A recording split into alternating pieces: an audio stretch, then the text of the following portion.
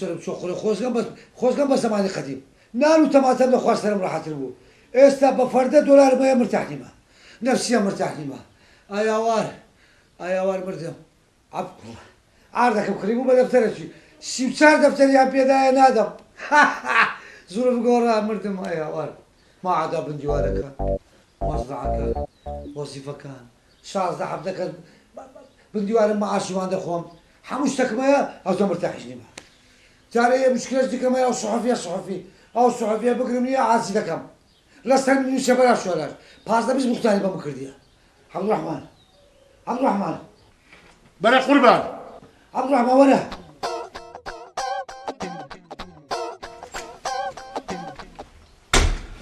لا مرتاح خوزني هنا هذا كذا بس كذا مرتاح توش تسمى عبد الرحمن بارك الله عبد الرحمن باز بواتي زونا مرتاح لو بريا فقير بامان بريا وقت وهلا قلت لك خمام ما بينونيا برسيوتين بان لو حالي باشتري اذا قصيت ولا كان مش قرن بسري دبو لو يكون عم يجمر دمنا برسا لو بس كمان والله اخر عودميت نبون بقى مش قرن بسري دبو ست خوار دورو نانو ماس ادي لو روجي قولك بزر دبي مصراعي اذا خو من ناخذ قورم سوانا من بزر دبي يعني انا كابينا ماس يوا اي بشوان وقام انا كانت بلي خو ختاي مني على كل براس بيبلمني تستنكر نقول ابو عرض وما كان والله حرحم ويهيت خم النبي بارده ولا سقع زريف شنو مرتاح بها حرحم مساكر ديا عرضكم قريب بدفتر شو زين سندي كردي استاذ شي ضبط انا نم ده انت كل دولة ما خوارس خدا يا اخو خوا بيروزي كاتوني رتبه الدوله تلبي قورم يا اخو ابسط دفتر ما الحمد لله ابسط دفتر زوره الحمد لله موزع كم ابسطوا هشتا دفتر الحمد لله دامنا على بقول انسان شو مخلصي لقى من باشي مكافأة قولوا بنسم 4000 4000 دو باكيت برستيج بكرتو بس نيها لقى دبعة وجهي الحمد لله مين بيجي كاكا لا خوي بس يعني حياة إنسان بس بيجي مشكلة نبي دس ما مكوتو أنا تذكر لقى الصحف ياكي بالراس قولهم خرابي لسر إهانة بكرديا دزانم تعال تلفونهم لوك لما تبغي تلفونهم لوك قوتي ولا الريمة وادي نسي بيو برسي تاني لو ضعيفة خوا كوريكا اخو كاويا مليونيرا ساش لو غوست بيوني الزبرت سرعي شو نقدر كرديا عشان درو ذكر واستوديو قلوا تسكم من الجورة ما خدمت كاري تو مكادر وسكر مكان اموزامي خدا عفوتك يا اخو شو المناقص ذكر لي امن اوابات شو لا بس لما متعقبات شو روجا قولك بصير دبيتنا مصراعي دزانم بخوي بس سرعي شو نقدر كابراي صحفي كرديا تقول بيم قلتم دورة قددمي بس بيدنق بوباش بنوسا دورة قل كلها كاكا تسب كم رازي نابن كل دورة قل بس صحيفه هنا المندان زولا اي تام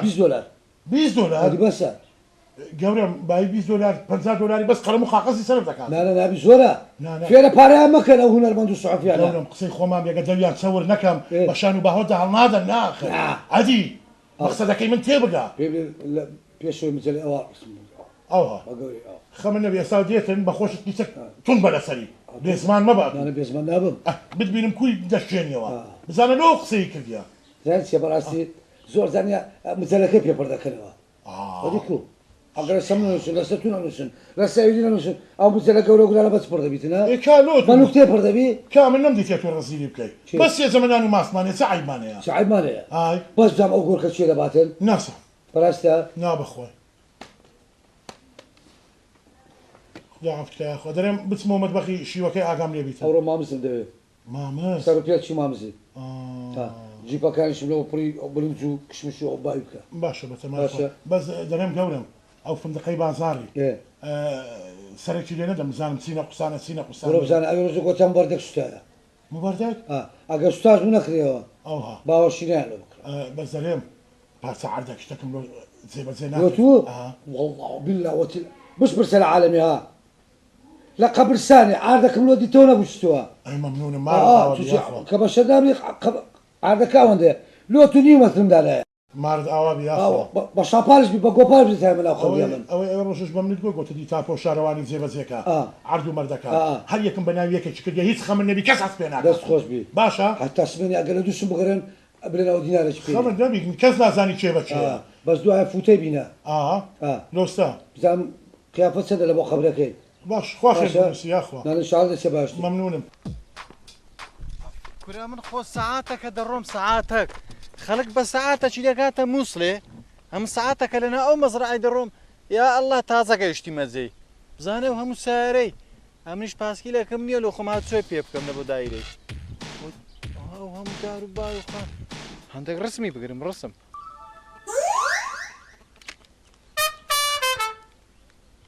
خوتی کرد بە قورعان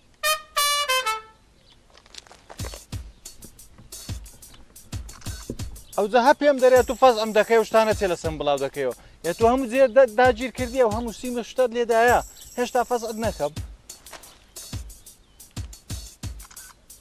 سیارە زەخمە و سیارە و سیارە کافیە لە بۆی ڕاو با ڕسمەکی عامیشی بگرم بۆ بیپارەکە زیاد بکە کاکە ئەوانە بیپارەی نادا هەر قسەی بکا یەکسەر ئەو ڕسمانەی پێشان دەدەم ئەم بخۆم دەزانم چی پێشان دەدەم دەباتم زانم داخوا دەبی لەوێ تەلەفۆنێکی لە بۆ ئەوی دیش بکەم باش بەبیرم هاتەوە ئەویش مەحمی لە عیبە هەنکە دەرێتەنەها تەلەفۆنێکی نەکرد با پێی برێم ئێستا پارەکەی دەنێرن یان راپۆرتەکەی بڵاو کەمەوە تەلەفۆنێکی لەو بکەمە من جارێ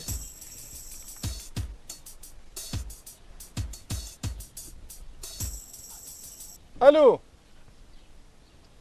باشی ئەحواڵە چۆنی وەکو بۆ منت ناسیەوە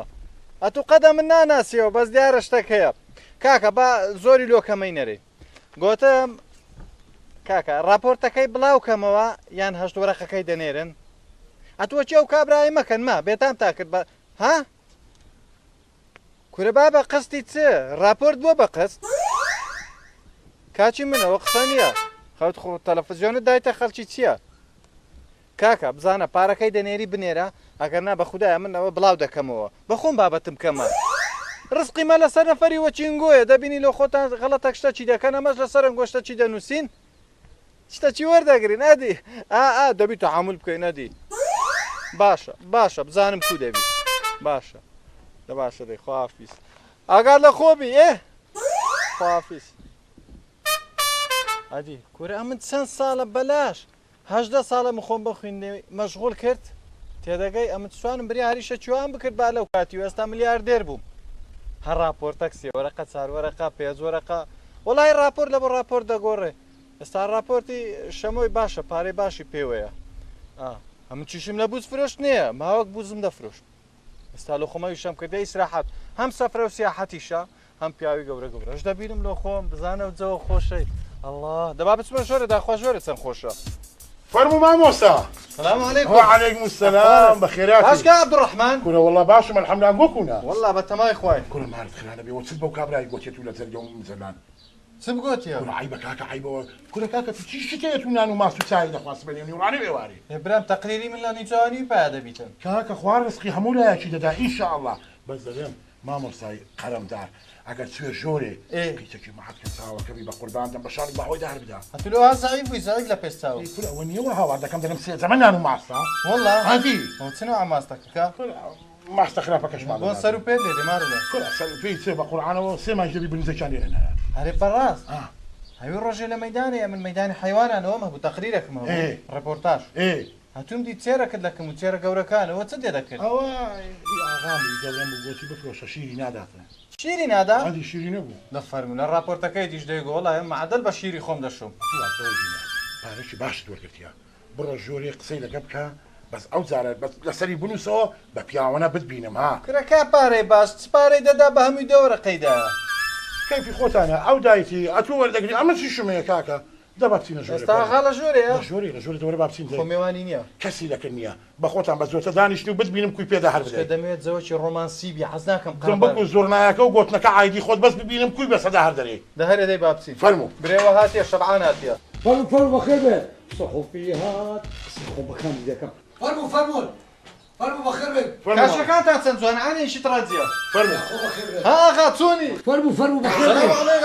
بخير يا اخو بخير سلام الصحفي ماشي عبد الرحمن برو مامس شبكو جو اما مامس ها لا وصل زيدان مامس جاي مامس زيدان مامس على كاش برجو بركه شو سلام الصحفي كان تقولوا دي باشا بس هردو يساووا فرمو ايه اخا وسطكو والله يا ابن خذ يا براستي والله باش الحمد لله بس انت بكلو وازده من دانيتو 24 ساعه لسه من دنوسي او هاروي ساعه بانسربو خانی کڕی نانی خوارد حەزی لە دۆڵمەینێ لە کفتەیە حەزی لە عورق و لە کازم کە بە ئەو چییە خە دەزانی چییە بەخۆی دەزانی چییە هەرچەندێت تو ئاغاژنی بەزەم پێت دەرەما ئاغاز کە هەر بە ئاغایان دەچی طبعاً خۆی ڕستقی مە لە سەرنگۆیە ئێ لەسەر تو نانووسم ئەدیم بەسپارە پێ هەی ناکەنا جێ بە من ئەتوو باش دەسەم بنووسە شتی باش بنووسە یا تو نابی ئاگات لە من بی باسە مشتەچی مەکە خەمە ڕاستە نابینە. بەناوکەتینە بەکەی بخۆمان بەستی باش بنووسە کاچ خۆم خۆی لە ئەسڵدا دەزانی چی ئاغا چەند سەورایە لە خۆمان لێمانە بەس باش بنووسە کاچ خۆم باش بنووسە ڕزا لێ دەکەم ئەم بەبیر ماتەوە باشە جارەکەی هێندە قسەت پێ گوتم هەندێک شت باس کرد لەسەر ئەوی ئەو لای لەسەری بنووسە ئاو ئەمە دەیناسم تەواوە لەسەری بنووسە لەسەری بنووسە ئەرێ وەڵە تەواو نووسیش ئەوانی ئەو لاش هەموو ئیویە هەمووی بردیە نیوەی دایتە من باشە باشە لە بۆی زۆر نەچینە ئەوەی نووسە کاکە نووسە مەنووسە لەسەرم بلێەوە ئەوزرا پێس کردم و خوارد کاچ خۆم هەندێک پرسیاری شتی خۆشم لە بۆدانە ساری معقول پێشەوەی دەست پێ بکەیت کار لەو لای کە بارخ بەکەت بگرم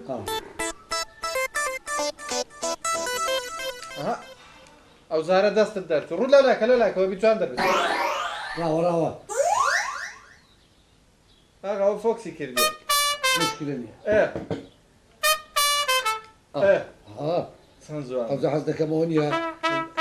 دەمەچاو منام سەرەکە بیست خەمن نەبی سەرکرد ئەوەندە گەورە دەکەم لە پەڕ یەکەم دەدەم باشە مقابلەکەم بکە معقول بی معقول برادەکان با قەشبەری پێ نەکەم لێ وەڵات و ئەتویان ڕەسیل و سەفیر کردیە دەست پێ بکەین دەست پێکە دەنجی ئەو لاولایەتن کەس نییە لە گۆڕێ سەرەتا حەز دەکەم باسی یعنی خۆت بکەین باسی خۆم بکەم خۆت بناسیێنی وڵی نییە هەشدە نەفەر بووین لەمانێ بام چاژی نابوونانەوە بخۆین وەڵا ئەوە سەرەتایەکەیە بەزە توامە نووسە ئەدی دوایە سەوەچی ئەوروپیا دەژات کسە و کوڕەت بوون لە پاشان با لێرە بچکە سەماعەکەم بەخۆتە زۆرەوەی جارەکەی دینی مشکلە نییە هەموو خەر بە غەرب دەرچوو بوو مشکلە نییە لەبرێ بڕاوە باەک دەقەبات تەزیرکەم بە مۆبایلەکەم ئاغا ئامادەی باسی ژیانی خۆت بکەی گەر لە بۆمان وەڵا گەژیانی من دەزانی هەشدە نەفەر بوونان نەبوو بە زۆمە نووساتون دیکو گەیشتێ و نازوو نیعمەتی بنووسە بابی کچە و کوڕە چیە بوو بۆچی مەلیکان دەژیان لەناو مەزباحی مەلەوانیان دەکرد کوڕە قۆندری ئیتالیان لەبەر دەکرد مەنووسە لاستی قوماسیخان لەبەر دەکرد عیبە بە بۆنەی ئەو شتەی یعنی کە باسی پێڵاوی لاستی خوشتیوات کرد جەنابەت حەز دەکەی زیاتر پێڵاوی ئیتالی لە بەرکەی یان چوو پرێس ئیتالی هۆیەکەی چیە یعنی مساوی ڕاقیدا ژۆ بەلاستی قوپۆتی بسمەوە شارەی جوانە لۆم عملەما ئەوەش جوانە دیکو بنووسە تەمان ئاغا نابی تووڕەبی ئەوە پرسیارەکە ئەم دەیکەم هیچ بووین دەرێ خۆی هەر کەسەکە دەبتە خاوەن ماڵ یعنی بە مەرحەلە بی وەنیە وەیە جەنابەت بە چەند ساڵ بووە خاوەنی ئەو هەموو ناز و نیعمەتەوە مەزرعەتەی کە سەعاتێک بوو لە ڕێ بووم هەتا گەیشت با پێم تەسیاتم زۆر بەڕاستی وەکو بە 12 ڕۆژی پێیان کرد وەکو یعنی تەسعات چۆن بە 12 ڕۆژ هەموو پێیان کرد ماوەچی گەلک زۆرە دە ڕۆژ مەشغوڵ بووم دووەکەریش پێیان کرد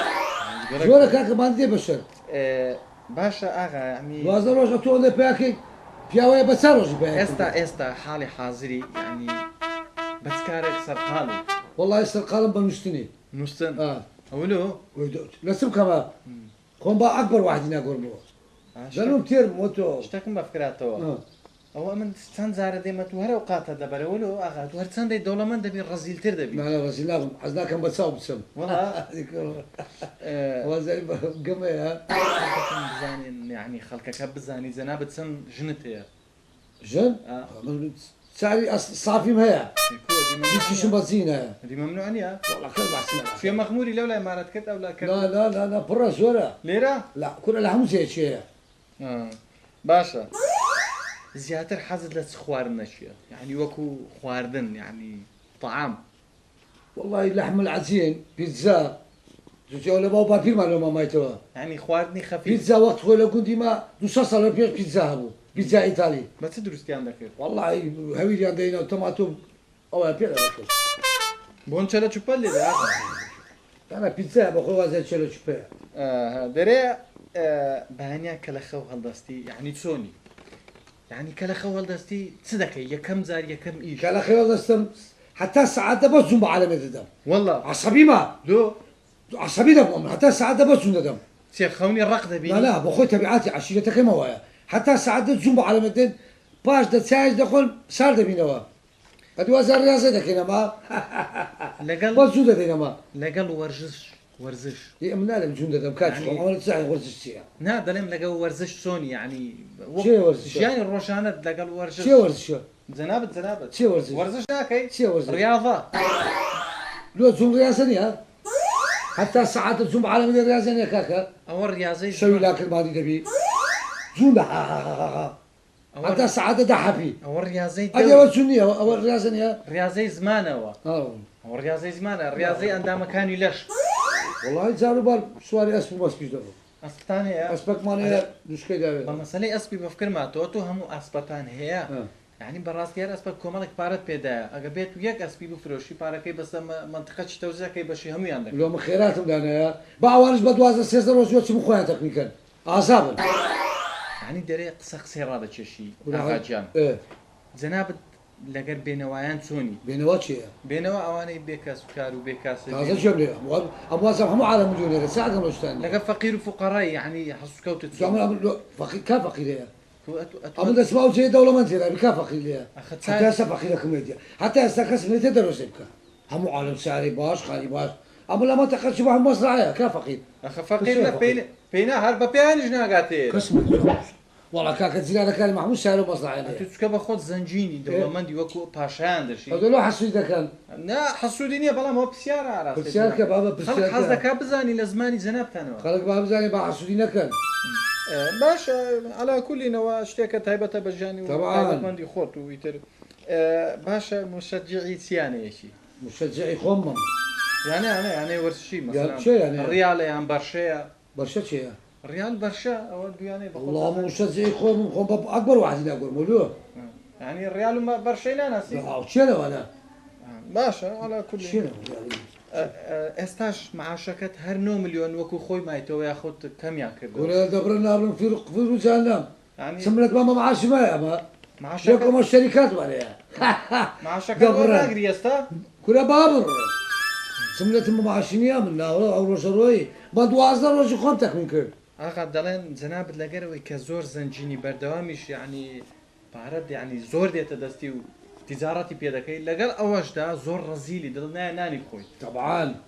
ئەوە بە عەزاب پێیان کردێ بە 12 ڕۆژی یەک پرسی نادەمە بابی خۆم شتێکی ترمان بیست گوتیان بەو نزیکانە چوو بووی بۆ فەڕەنسا بۆەوەی تەجمیل بکەیت دام نابوو کەپوم گچکەکەمەوە وەلو وڵە حەزم دەنا ئینسانی کەپوو گەورە مەرغوو بەدە حەزش لێ جێشمەکی بزنی